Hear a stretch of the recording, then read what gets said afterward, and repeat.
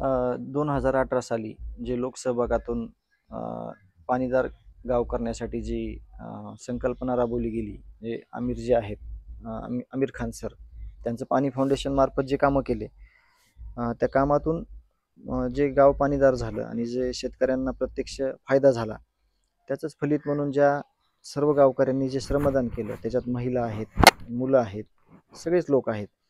त्या लोकांनी जी चळवळ उभा केली, त्याचाच एक फलित म्हणून आज दिल्ली येथे मसाजोग गावचे जे आत्ताचे विद्यमान उपसरपंच आहेत वर्षा सोनवणे, आणि त्यांच्याकडं अण्णा गेल्यापासून जो हा कारभार आहे गावचा, संतोष अण्णांचा, तर त्यांना एक सन्मानित पण केलं गेलेलं आहे आणि ते गावचं प्रतिनिधित्व किंवा बीड जिल्ह्याचं प्रतिनिधित्व म्हणून तिथं त्यांना इन्व्हिटेशन दिलेलं आहे.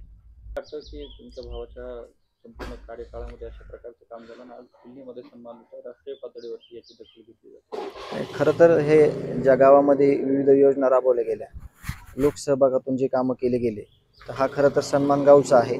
आम्ही सुरुवातीपासून जे काही सन्मान भेटत होते ते सगळे गावाला समर्पित करत होतो. हा देखील गावाचा सन्मान आहे.